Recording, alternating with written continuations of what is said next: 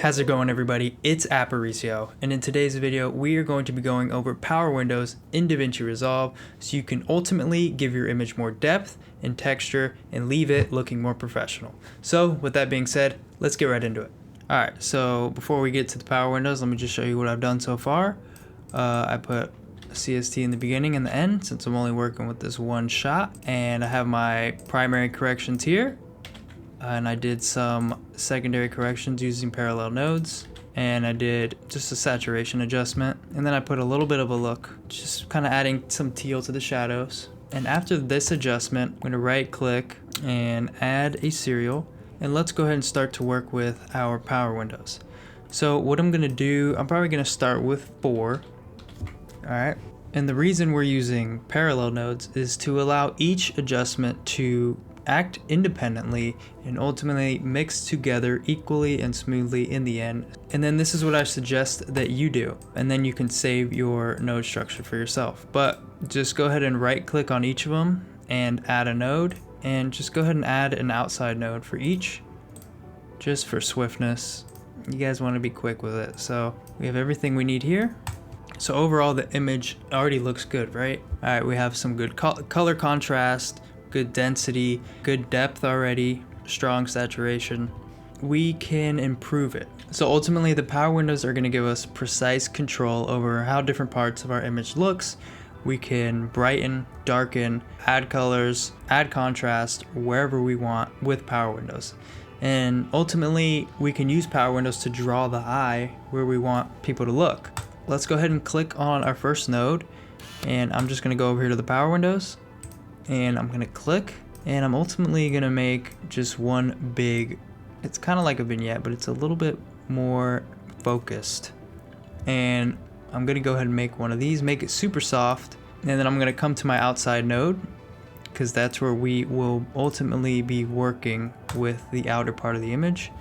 And I'm just gonna go to the HDR wheels and put the exposure down a little bit, turn the highlight off first, where we're just gonna be turning this exposure down to a spot that is good for us. I think right there is fine.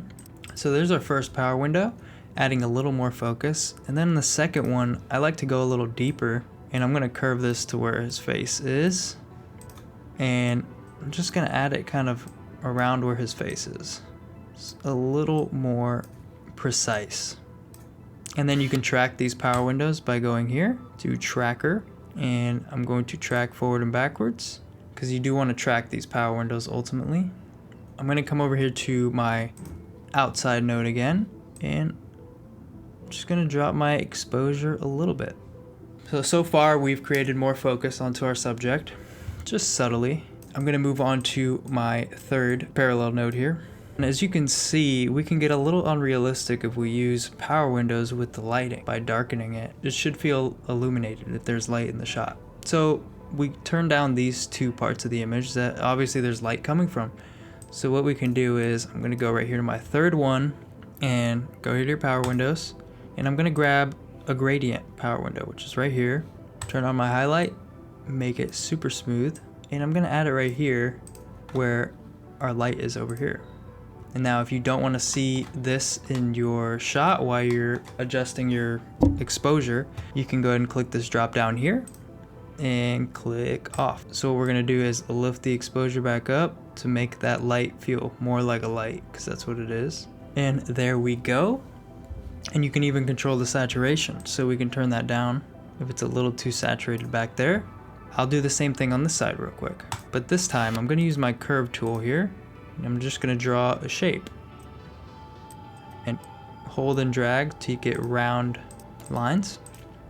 Go up, draw this shape. Let's put that highlight on, and I'm going to adjust inside here, make it soft, and outside.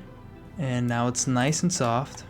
And I'm going to go ahead and turn that off right here and put the exposure up a little bit. And then I could drop the saturation just because I don't want to take away from the subject's face. We can go ahead and add another one.